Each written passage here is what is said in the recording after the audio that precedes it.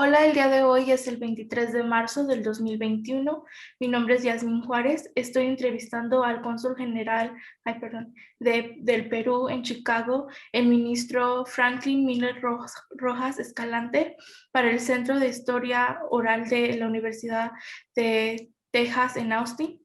Por favor, sepa, cónsul general, que esta entrevista va a ser archivada en la colección latinoamericana Nettie Lee Benson de UT Austin, y si hay alguna pregunta que no quisiera contestar o algún tema del que no quiera hablar, yo honoraré sus deseos. Así igual, si hay algún tema del cual quisiera hablar, por favor menciónela y lo discutiremos. Como no estamos coincidiendo esta entrevista en persona, necesito grabarlo a usted dando su consentimiento.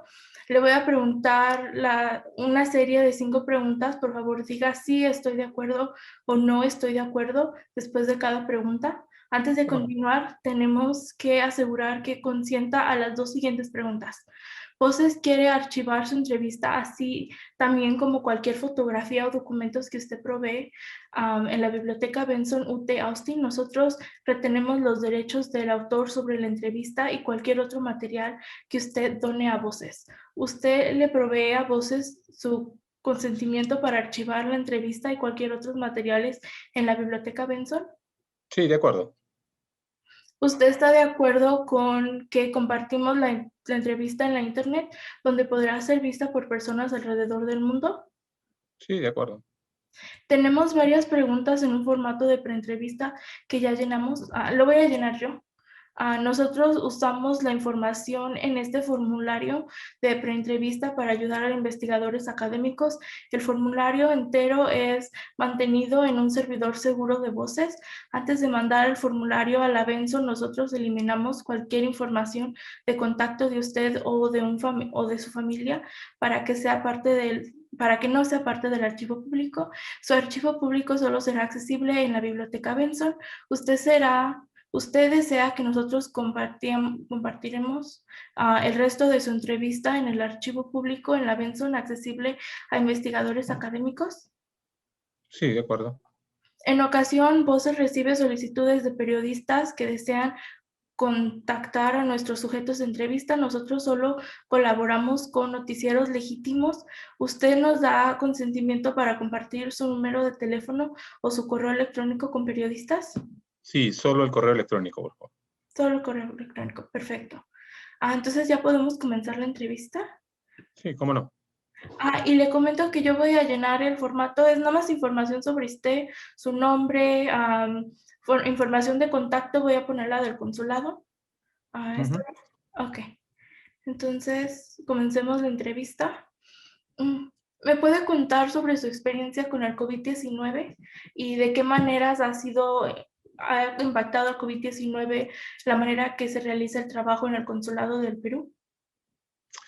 Bueno, creo que hay que partir esta experiencia de dos perspectivas, ¿no? Desde la perspectiva personal y desde la perspectiva profesional. En tanto y cuanto, aun cuando mucha gente señale que son compartimentos estancos, no dejamos de ser seres humanos y de alguna u otra medida, y esta experiencia de la pandemia del COVID nos ha demostrado una vez más que trasciende, ¿no es cierto?, los alcances de lo personal y que va incluso a otros terrenos como el ámbito profesional. Entonces yo creo que hoy en el mundo hay muy pocas personas quizás que puedan decir que no se han visto afectadas de manera directa o indirectamente por esta pandemia. Y me estoy refiriendo al plano personal, por cierto. Y evidentemente esta situación tiene que reflejarse en el plano profesional laboral, porque, repito, somos seres humanos, ¿no? Entonces creo que yo, en lo personal, he tenido, como muchos de nosotros seguramente, pérdidas de familia directas, pérdida de grandes amistades, amigos, ¿no? Y que este tipo de situación evidentemente se refleja en el rendimiento o en la respuesta que uno tiene a nivel profesional. Ahora, podemos discutir que ahí puede tener un efecto positivo o negativo. Bueno, y a eso corresponde al plano individual de cada quien, de acuerdo a la personalidad. A muchos nos reanima, nos fortalece para salir adelante y enfrentar el desafío, A otros, por supuesto, como también es comprensible, les afecta emocionalmente y limita digamos, su potencialidad para poder rendir al máximo posible, lo cual también es perfectamente comprensible. Yo no voy a entrar en el plano personal, que creo que no es el motivo de esta entrevista, pero en el plano profesional yo diría que esta pandemia, en lo que a mí corresponde, lo primero que quiero resaltar es la gran calidad humana y solidaria de la gente que ha trabajado con el consulado a lo largo de este proceso, ¿no? Para mí ha servido como una experiencia que me ha permitido verificar no solamente su calidad profesional, sino el sentido solidario, ¿no? De mi personal, de mi equipo de apoyo, ¿no? No solamente puedo referirme al personal inmediato, puesto que también dentro de la comunidad peruana ha habido gente que desinteresadamente, aún arriesgando sus vidas, han apoyado el trabajo del consulado, ¿no? No quisiera dejar de mencionar a ninguno de ellos, ¿no? Porque todos han cumplido un papel muy importante, ¿no? Y siguen cumpliendo porque esto continúa, pero destacar sí el valioso apoyo de la PALMS, ¿no? Que es la Asociación de Médicos Peruanos en Chicago, ¿no? Que nos ha apoyado desde el inicio de la pandemia, siempre con la mejor de la disposición. Y nosotros estamos realmente agradecidos por este gesto de desprendimiento, de solidaridad con nuestros compatriotas. Eso, digamos, en el plano, digamos, de la respuesta. En el plano ya de carácter operativo, evidentemente, esta situación nos ha llevado a acondicionar nuestra labor a las nuevas exigencias del tiempo. Enfrentábamos a un fenómeno y enfrentamos a un fenómeno que no lo terminamos de conocer todavía, ¿no? Y al inicio era todo una gran incógnita. Nadie sabía cómo reaccionar frente a este fenómeno. No estábamos preparados, ¿no? Muchos creían incluso que saliendo a la calle, respirando el aire, ya se contagiaban, ¿no? Había toda una serie de dudas, de incertidumbres, y en el mundo de las redes, como hablamos siempre de la posverdad, muchas de las cosas que se decían pues eran totalmente falsas y lamentablemente no ayudaban a generar conciencia del fenómeno que estábamos afrontando. De manera pues que el trabajo ha tenido que reajustarse y aún continúa reajustado a esta nueva demanda. O sea, desarrollar todo un trabajo de manera virtual, como por ejemplo esta entrevista, no es una expresión de ello, generar toda una conciencia en el compatriota, en el ciudadano, de que no se puede lamentablemente atender sino de manera parcial, apelando a un sistema de citas, ¿no? Y a veces hasta virtualmente, es todo un cambio de mentalidad, ¿no? Para alguien que está acostumbrado a ir físicamente, a hacer sus trámites en el momento que guste, en el momento que necesiten, ¿no? Y más bien tenían que adecuarse a nuestros tiempos y a nuestras necesidades. Somos un consulado que no solamente tiene a cargo el estado de Illinois y dentro del cual se encuentra la gran ciudad, la gran orbe de Chicago, sino tenemos 7 estados más de medio oeste, cada uno con su particularidad y sus propias condiciones específicas, ¿no? Con distancias totalmente disímiles, diferentes, dispares, y que exigen igualmente la demanda y la atención del consulado, ¿no? Y somos un consulado pequeño, no solamente en términos de infraestructura, sino además de recursos humanos, ¿no? Entonces, todo ello ha obligado, repito, a un reajuste, ¿no? En términos de la organización del trabajo, de la ingeniería del trabajo, para poder atender de la mejor manera posible, digamos, las demandas consulares que existen en todo momento. A ello, a esta situación, se agrega una situación muy singular en el caso nuestro, de tener un gran número de peruanos que se encontraron varados, a quienes la pandemia los encontró trabajando, muchos de ellos, o algunos de turistas, ¿no? Algunos estudiantes, ¿no? Entonces, había que cubrir dos frentes, ¿no? Y de la manera con la mayor celeridad, haciendo de todos los recursos que teníamos posibles, en circunstancias que no son las de ahora, porque hoy ya más o menos uno puede desplazarse, hoy ya puede uno más o menos, de alguna manera hay una mayor flexibilidad, pero en ese entonces no, ¿no? Y habían casos que seguramente lo vamos a tratar más adelante, que exigían respuestas inmediatas. Entonces, ha habido toda una reorganización de la ingeniería, ¿no es cierto?, organizativa del consulado. Yo quiero detenerme ahí para no entrar ya en detalle en algunos temas que seguramente va a ser motivo de nuestra conversación, ¿no? Pero eso yo lo plantearía como una primera introducción. Gracias. ¿Y en qué momento se dio usted cuenta que la situación era seria? ¿Y cuáles fueron los primeros pasos de acción que tomó el consulado para abordar las necesidades de la comunidad peruana? A ver, Nosotros, yo recuerdo claramente, esto comienza más o menos la quincena de marzo del año pasado. Nosotros tuvimos, vamos a decirlo así de manera honesta, conciencia de la situación que se venía cuando una semana antes, unos 5 días antes, aparecieron en nuestras oficinas un grupo, bueno, más o menos de 20 chicos jóvenes, ellos entre 17 y 20 años, 22 años, con sus maletas, ¿no? Y llegaron al consulado. Y nos expusieron de que les había, bueno, a ver, estos son los chicos básicamente que pertenecen al grupo del Working Holiday Program, que es, como ustedes saben, seguramente un programa que permite a los jóvenes estudiantes universitarios en todo el mundo a venir al país por un tiempo determinado, con una visa específica, para poder trabajar y a la vez, digamos, desarrollar sus prácticas en el idioma inglés, ¿no? Entonces, muchos de estos chicos trabajaban en ese entonces en los resorts de invierno, ¿no? Entonces, estos chicos aparecieron, no tengo la fecha exacta, pero estoy seguro que fue el lunes anterior al fin de semana cuando se desencadenó toda esta crisis de la pandemia, aparecieron el día lunes en la oficina, como les repito, con todo su equipaje, ¿no? Diciéndonos que los habían echado, ¿no? Digamos que les habían dicho que ya no podían seguir albergándolos en sus centros de trabajos y que por tanto tenían que abandonar sus instalaciones. Esa fue una situación crítica que hubo que solucionarla, ¿no? Imagínense ustedes, 20 chicos. Además, no sabíamos ni siquiera si estaban contagiados o no. O sea, era una situación de incertidumbre total, ¿no? De mucho temor, porque el consulado es una oficina, repito, chica, ¿no? Que no tiene, digamos, las facilidades infraestructurales de infraestructura para recibir 20, 30 personas al mismo tiempo. Entonces, imagínense ustedes tener ese número de chicos con sus equipajes en las oficinas. Entonces, hubo que conversar con ellos. Algunos le pudimos conseguir hospedaje temporal, pero algunos hicimos las llamadas a los respectivos albergues, porque ellos trabajan a través de auspiciadores. Nos comunicamos con esos auspiciadores para saber la situación, qué es lo que estaba pasando, a qué obedecía este hecho digamos, de haberlos, no voy a decir abandonados, sino haberlos invocado que se retiren de las instalaciones. Logramos convencer que algunos dijeran, ok, está bien, que regresarán acá, ¿no? Y de esa manera pudimos, de alguna manera, capear esta primera señal de lo que se venía, ¿no? Esa fue, digamos, el momento en el cual tuvimos que ya estar alertas, porque ya era una situación de emergencia, ¿no? Eh, eh, Luego ya recibimos otra llamada de otro grupo que estaba llegando además en el aeropuerto, que también del mismo modo habían sido, digamos, desalojados de sus hospedajes y que estaban varados o abandonados en el aeropuerto de Chicago, ¿no? También hubo que contactarse con ellos, con los auspiciadores.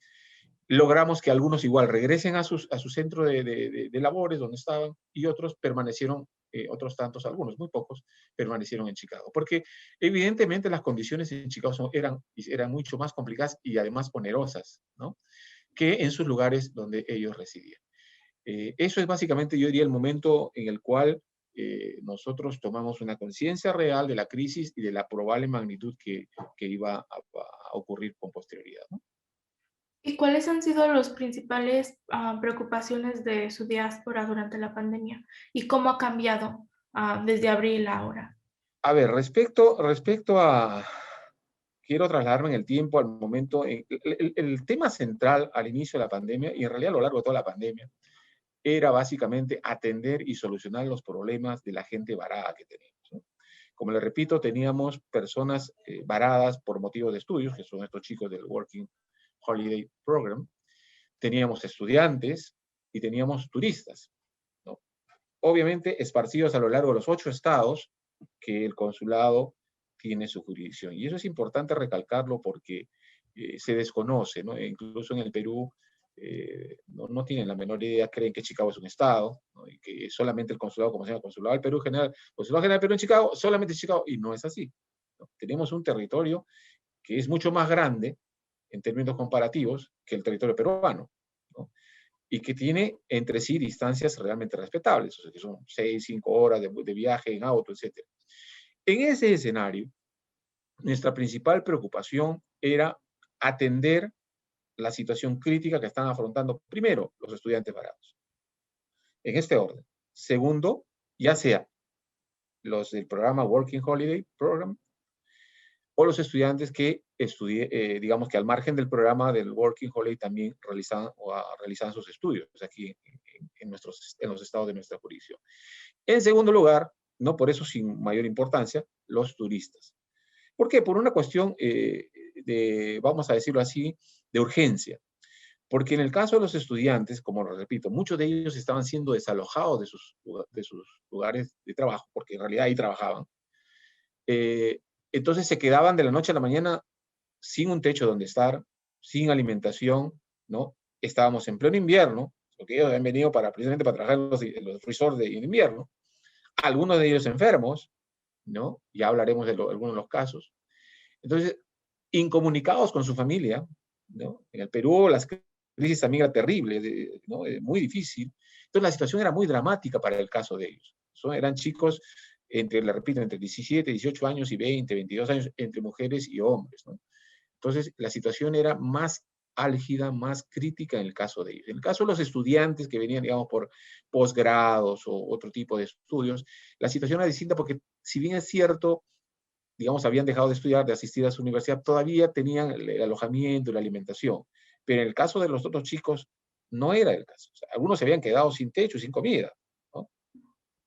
Y en segundo lugar, repito, los turistas, porque los turistas consideramos, en muchos de los casos, quien viene aquí de turismo tiene recursos, digamos, no así que le sobre, ¿no? Pero por lo menos que se pueden defender. Y muchos de ellos vienen, digamos, al amparo de la invitación de familiares, ¿no? Entonces, tienen de alguna manera techo o comida, y de hecho eso lo verificamos cuando establecimos contacto con ellos. Pero ese era, digamos, el punto neurálgico, ¿no? Que había que atender urgentemente. Sin dejar de atender, obviamente, las demandas consulares, que también seguía su curso, obviamente, pero eso tampoco se puede dejar de hacer. Entonces, fueron jornadas bastante intensas, donde, le repito, el equipo respondió extraordinariamente bien. Yo, la verdad, me siento orgulloso del personal que me acompaña, todos que es muy buena disposición, sin importar horarios, siempre bien dispuestos, siempre.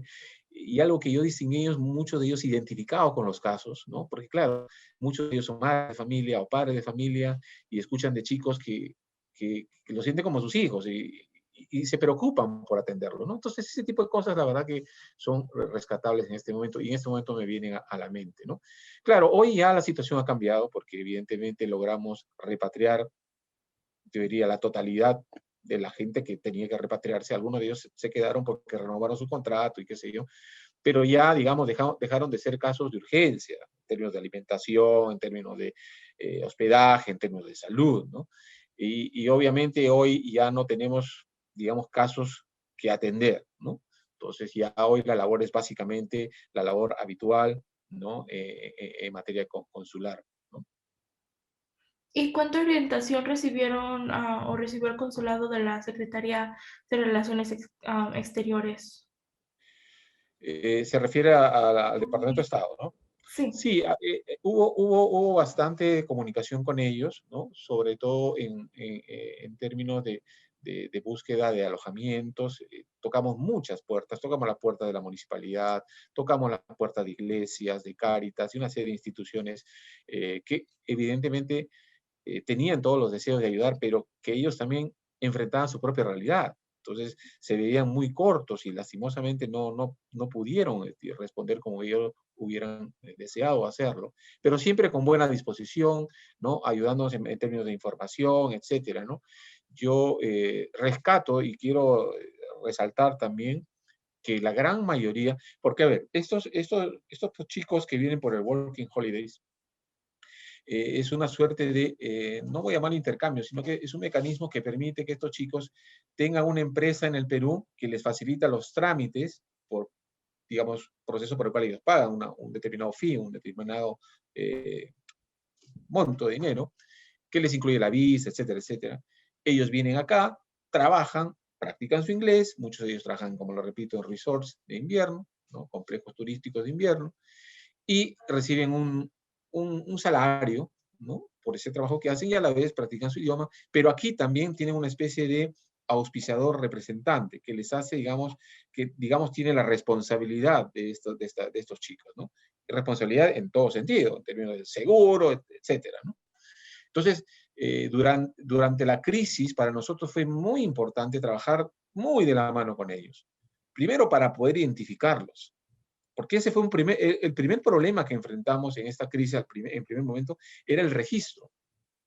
Porque se creó a nivel mundial, digamos, la Cancillería, el Ministerio de Relaciones Exteriores creó una suerte de registro mundial de que la gente se inscriba, todos los peruanos que se encontraban en situación de varados, todo el mundo se inscribiera en la nube, ¿no? Tienen todos los datos. Pero fue un problema porque mucha gente pensó que inscribiéndose más tiempo tenía como un sorteo, ¿no? A mayor inscripción, mayor posibilidad de ser ayudado, ¿no? Un tipo de reacción de ese tipo. Y eso generó mayor confusión, porque había gente que se había inscrito 2, 3 veces, o gente que se inscribía pero no decía el estado donde estaba, o decía una ciudad que coincidía con el nombre de un estado. Entonces, no era una información que realmente ayudara. Entonces, nosotros, el Consulado del Perú en Chicago, decidió crear su propia base de datos, ¿no? Se utilizó para eso las redes, la página web, señalando que por favor especificara muy bien. Hicimos una suerte de encuesta, ¿no? Cuál era su situación, si tenía alguna enfermedad preexistente, si se tomaba algunos medicamentos, etc. O sea, todo en detalle y sobre todo tipo de información que nos permitiera identificar a la persona y ponernos en contacto con ella y con sus familiares en el Perú. Entonces, una serie de datos, ¿no? Edad, condición médica, cuánto tiempo, digamos, tenía que estar acá, desde cuándo está, todo lo que usted se puede imaginar. Y eso nos facilitó muchísimo el trabajo, porque ya pudimos tener una base más real. Siempre hay algunos que cometen errores, pero digamos que era una base de datos que se aproxima más a la realidad, ¿no? Y eso nos permitió tomar decisiones de manera mucho más adecuadas. ¿Por qué? Porque eso, si bien es cierto, todos eran prioritarios, porque claro, todos tenían sus urgencias, ¿no? Pero habían casos más prioritarios que otros. Habían chicos que estaban enfermos, habían chicos que realmente no tenían nada, cuyos familiares estaban no en Lima, sino en una provincia lejana en el Perú que no sabían nada de ellos. Entonces había una serie de elementos, o habían personas ancianas que sin ser turistas estaban de vacaciones y tenían problemas no sé, pues de diabetes o de cáncer, qué sé yo. Situaciones muy particulares que uno tenía que manejar y darle prioridad, porque claro, no podíamos embarcar a todos, como usted comprenderá, porque éramos un consulado con 8 estados de los 13 consulados que tiene el Perú en todo Estados Unidos, cada uno también con su propia circunscripción. Entonces, era muy difícil y las presiones eran intensas, ya se podrá usted imaginar, ¿no? O sea, supuestamente hay un teléfono del consulado, hay una página web, etcétera, pero llegaron a tener mi número personal desde Lima los padres. ¿Te puede creer eso? O sea, yo no le había dado mi teléfono porque tenía mi teléfono de trabajo, que es el teléfono con el que normalmente yo atiendo, pero yo he recibido llamadas en mi casa a las 3, 4 de la mañana de acá, y que era una mamá desesperada que me decía, cónsul, mi hijo es así, le falta eso, tiene este problema de autismo, tiene este problema, de verdad. O sea, entonces era difícil, porque yo no quería ingresar a un tema de generar falsas expectativas. Y le decía, señora, la situación es esta, nosotros quisiéramos ayudar a todos, pero lamentablemente este es el panorama. Entonces entendía. Y claro, a la primera que se podía, evidentemente, se soluciona el problema. Entonces, ese es más o menos el panorama. Las respuestas han tratado de ser lo más, digamos, ajustadas a las necesidades de las personas, ¿no? Siempre se nos puede haber ido alguien por ahí porque uno nunca sabe, ¿no? O sea, imagínese usted si alguien dice estoy en esa condición médica, uno tiene que creer, porque prefiero yo que me engañen a yo tomar una decisión equivocada cuando ellos tienen la razón. Bueno, en fin. Pero fueron casos muy aislados, ¿no? La mayor parte de casos eran casos que realmente comprobadamente requerían de la urgente acción del consulado. ¿Me No sé puede? si con esto contesto la pregunta, porque ya me he desviado tanto que creo que me salió la pregunta, disculpe. No, sí, sí la contestó. ¿Me puede Perfecto. hablar también sobre la cuarentena y por cuánto tiempo estuvo cerrado el consulado y cuál fue el primer desafío que se enfrentó el consulado a la apertura? Esa es una muy buena pregunta. A ver, Si bien es cierto, bueno, aquí en Chicago no recuerdo, le voy a ser honesto, no recuerdo por cuánto tiempo se estableció la cuarentena. Sé que eso ocurrió en la quincena más o menos de marzo, si mal no recuerdo, alrededor de 14, 15 de marzo. No recuerdo en este momento por cuánto tiempo se estableció la cuarentena en Chicago. No me quiero atrever a fechas, pero entonces el consulado tuvo que cerrarse.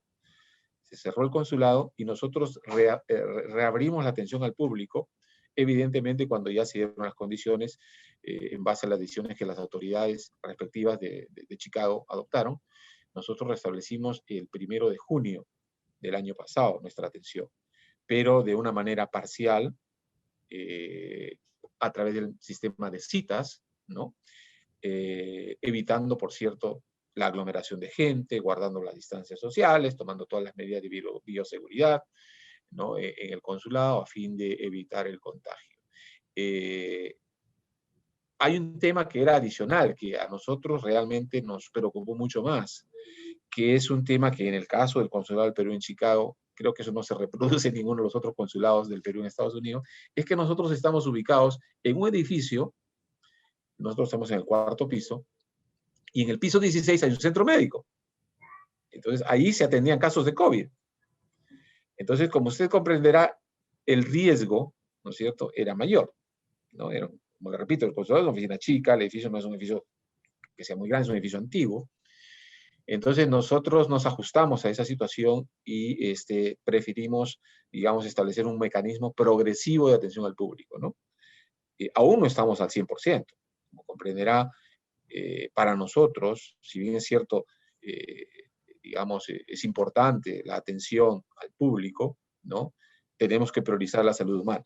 Tenemos que priorizar no solamente la salud de nuestro personal que atiende directamente con el público, sino sobre todo la salud de los peruanos que vienen, ¿no? Y teniendo una infraestructura en la cual hay un centro médico que sabemos que atiende en casos de COVID, donde la gente asiste a diario, ¿no? Y teniendo un consulado que, digamos, no es un consulado muy amplio en términos de espacio para la atención al público, hemos tenido que apelar a este sistema de atención por citas, ¿no? Que hemos ido gradualmente aumentando, ¿no? Primero se atendía una vez por semana, de dos por semana, y así sucesivamente, ¿no? Entonces, esa ha sido la respuesta del consulado, digamos, en materia de la atención. Creo que se me quedó una pregunta, creo que no la he respondido, si me la recuerda, por favor. El desafío al que se enfrentó el consulado durante la apertura. Creo que le está contestando. Claro, ya un poco lo he mencionado esto, el desafío era cubrir los dos planos, ¿no? O sea, como le repito, el plano de las repatriaciones y el plano de la atención consular, que no cesó, o sea, por el hecho de que había la pandemia, siempre había gente que necesitaba hacer el registro de nacimiento de alguien o la defunción de alguien y así otros trámites, ¿no? Entonces había que cubrir esos dos planos de la atención en circunstancias excepcionalmente difíciles, que la acabo de mencionar.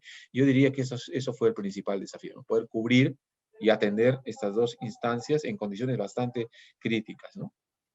¿Y cómo se han lidiado con los contagios dentro del consulado? ¿Ha habido contagios? A Dios gracias, no. Lo que prueba que las decisiones tomadas, porque las hemos tomado en equipo, hemos conversado, si bien es cierto, yo soy el jefe del equipo del consulado, eh, las decisiones las conversamos, ¿no? Y intercambiamos ideas, ¿no?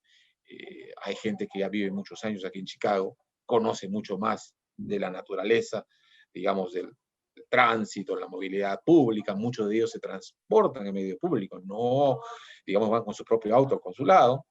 Entonces, ese era otro factor también que les impedía a ellos, digamos, asistir con la regularidad con la que se hace. Entonces, las decisiones fueron tomadas en conjunto, como les digo, y los resultados nos respaldan.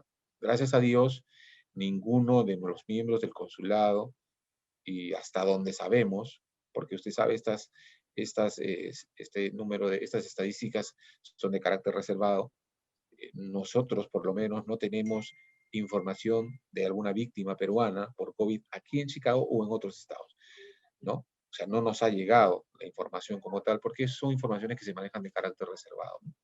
no descarto que haya habido alguno, es muy probable, ¿no? Pero oficialmente a nosotros no se nos ha informado diciendo el señor o esta señora o esta familia ha sufrido de esta pérdida, ¿no? Entonces, eso sería, ¿no? ¿Y la diáspora que ha visitado el consulado ha solicitado asistencia para asuntos relacionados con violaciones de leyes de trabajo o leyes laborales?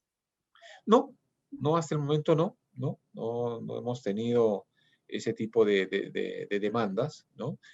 El consulado, en la medida de lo posible, se ha, digamos, para paliar esta crisis que ha sido y es hasta ahora muy fuerte, se ha ofrecido, digamos, a difundir las oportunidades de negocio de los peruanos o los emprendimientos que los peruanos, digamos, realicen a fin de salir adelante en esta crisis, ¿no? Y de hecho, a mí me ha dado muchísima satisfacción ver que si bien es cierto, algunos restaurantes peruanos han tenido que cerrar debido a la crisis, han surgido uno o dos que se han creado durante la crisis, ¿no? Y les está yendo muy bien.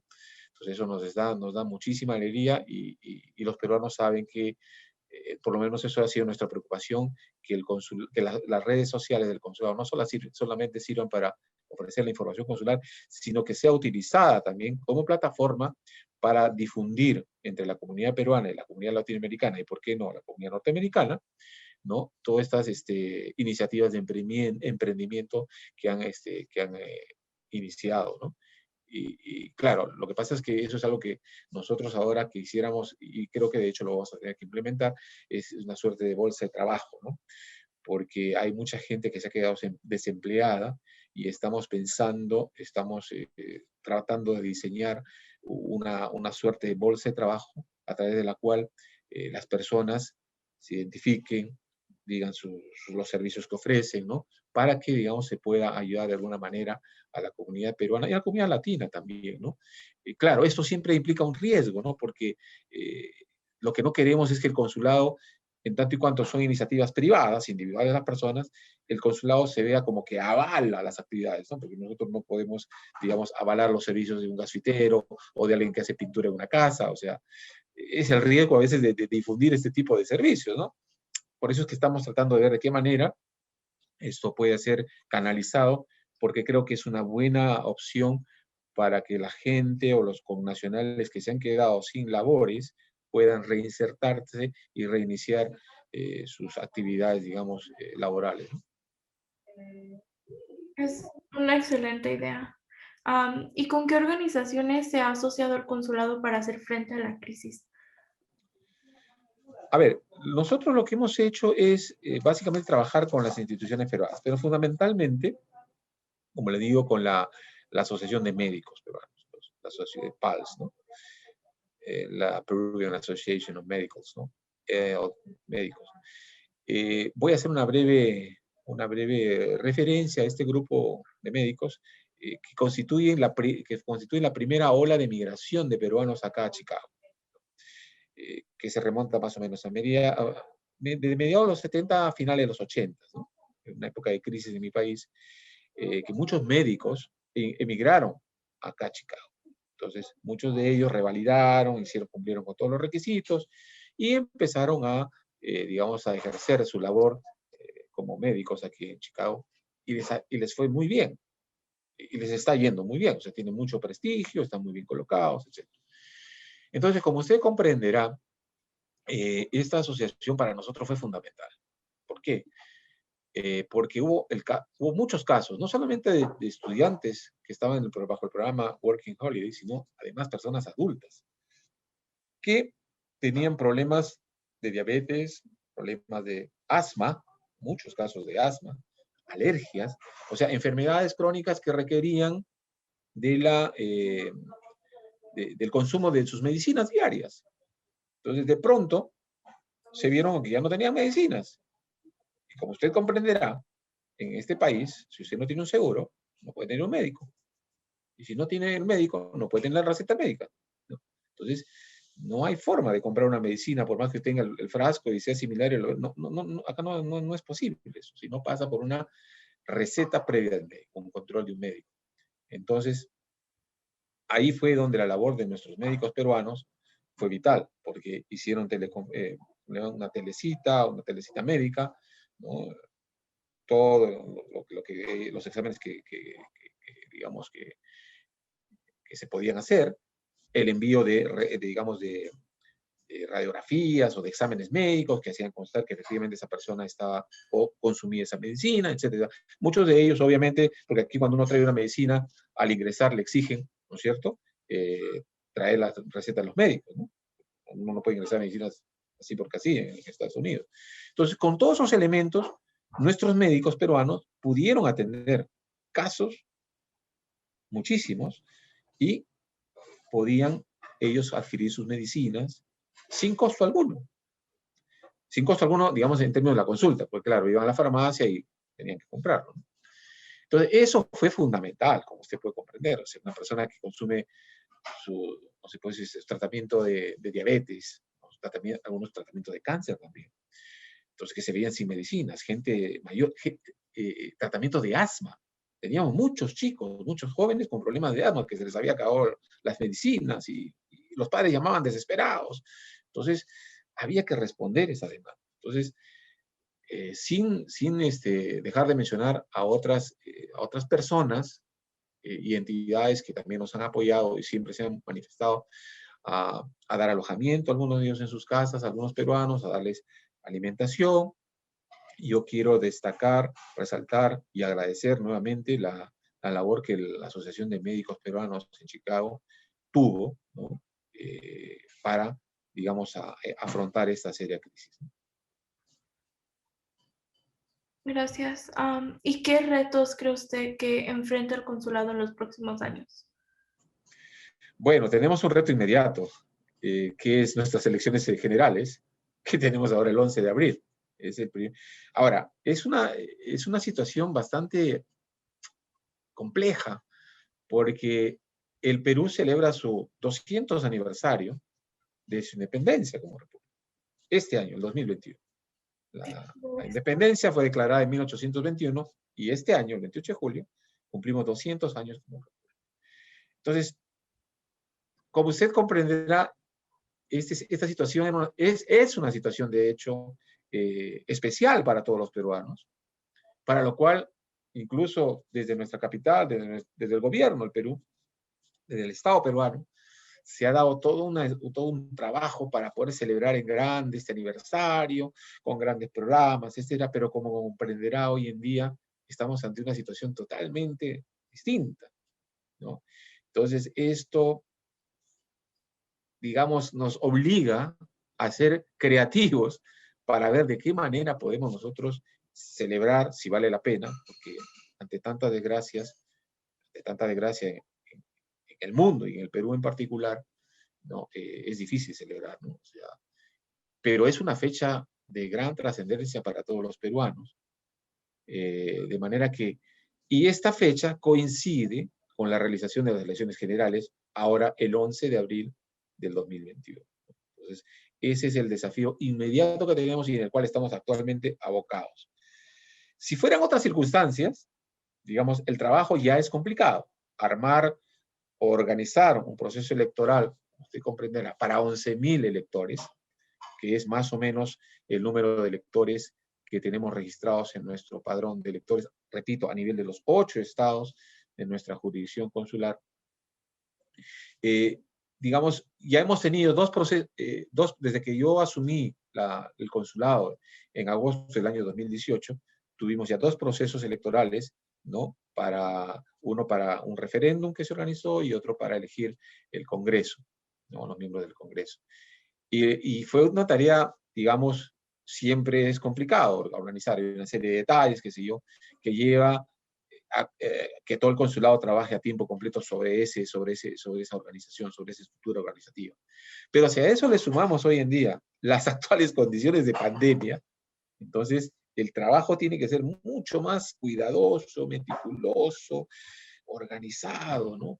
Primero, para que digamos, el proceso en sí sea de éxito, es decir, para que la mayor cantidad de peruanos asistan con tranquilidad, con la seguridad de que van a estar, digamos, en la medida de lo posible, obviamente, porque nadie puede garantizar el 100%, van a estar protegidos porque se van a respetar estrictamente todas las disposiciones de bioseguridad que está establecida por la autoridad local en Chicago, ¿no?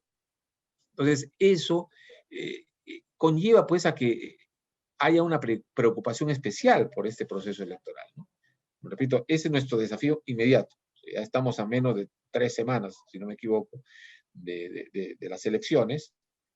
Ya tenemos toda la maquinaria puesta a andar.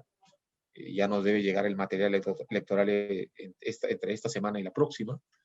Y eso implica, repito, toda una organización, porque tenemos 38 mesas electorales. Nosotros le llamamos mesas electorales, que son, digamos, en otros países le llaman juntas electorales, me parece. Nosotros le llamamos mesas electorales. Cada mesa electoral tiene más o menos 250 electores. Entonces, cada persona deposita su voto o ejerce su derecho a sufragio en esas mesas, ¿no? Entonces, como usted comprenderá, organizar eso, primero conseguir el permiso respectivo de las autoridades para poder hacer un acto masivo, ¿no? Segundo, encontrar el local adecuado, que tampoco es fácil, ¿no?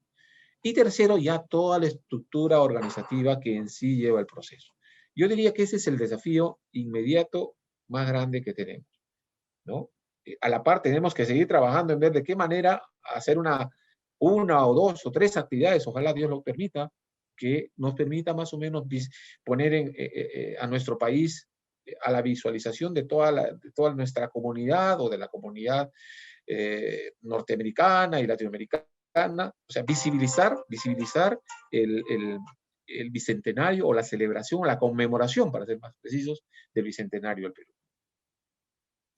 Bueno, va a ser mucho trabajo, pero tengo confianza de que lo van a poder ejecutar. Estamos haciendo todos los esfuerzos. Es muy difícil, es complicado, y le repito, no solamente para el Consulado del Perú en Chicago, son para los 12 consulados que existen en Estados Unidos también, ¿no? Y en ello hay que tener en cuenta, por otro lado, que gracias a Dios aquí en Estados Unidos ya hay un proceso de vacunación que está avanzando, ¿no? Cosa que no se da en otros países, son circunstancias diferentes. Hay países que tienen, digamos, normas de toque de queda, por ejemplo, en Chile, entendemos que en Santiago de Chile o en Chile en general todavía hay vigente un toque de queda, y eso hace que los procesos electorales no puedan ser, porque claro, la elección comienza a las 8 de la noche, perdón, de la mañana y termina a las 4 de la tarde en el exterior. Pero eso es, digamos, el horario en el cual el elector va y vota, ¿no es cierto? Pero antes de las 8 ya tiene que estar todo listo, lo que significa que nosotros tenemos que tener desde las 6 de la mañana ya todo preparado para que a las 8 la gente ingrese a votar. Hasta las 4 de la tarde. Pero a las 4 de la tarde, si bien es cierto, termina el proceso de elección, o sea, de que la gente va y vota. Después viene todo un proceso largo del escrutinio de los votos, de la preparación de las actas, del envío de actas. Entonces estamos hablando de 17, 18 horas de trabajo ininterrumpido, ¿no? Entonces, sí, pero le repito, o sea, gracias a Dios, creo que mi consulado, o digamos el consulado que dirijo, para ser más precisos, al igual que los demás consulados en Estados Unidos, cuentan con equipos muy capaces, muy profesionales, y estoy seguro que va a haber una respuesta muy profesional en términos de la organización de las elecciones. Última pregunta, ministro. Sí. ¿Cree usted que el consulado ha hecho lo suficiente? ¿Y cómo puede el consulado seguir mejorando su respuesta al COVID-19? Bueno, yo soy de las personas que cree que nunca es suficiente lo que uno hace. Yo creo siempre que siempre es posible hacer algo más. A veces uno encuentra muchas dificultades, ¿no? Dificultades de recursos o de tiempo, ¿no? O hay factores que escapan de las manos o de la decisión de uno, ¿no? Y le queda a uno una especie de sinsabor, ¿no? Lamentablemente no se pudo ir más porque no había más recursos, ¿no? Entonces, yo creo que nuestro objetivo de repatriar a todos los peruanos, el Perú como país repatrió más de, si no me equivoco, más de 20.000 peruanos en todo el mundo. Entonces, eso significa un trabajo enorme, ¿no? Y muchos de mis colegas que trabajaron en los procesos de repatriación, incluso terminaron contagiados. Y eso es algo que quisiera yo rescatar ahora. Eh, ¿Por qué? Porque la Cancillería peruana, digamos, realiza una labor muchas veces silenciosa, ¿no? Y creo que muchas de las cancillerías a nivel mundial también les pasa lo mismo.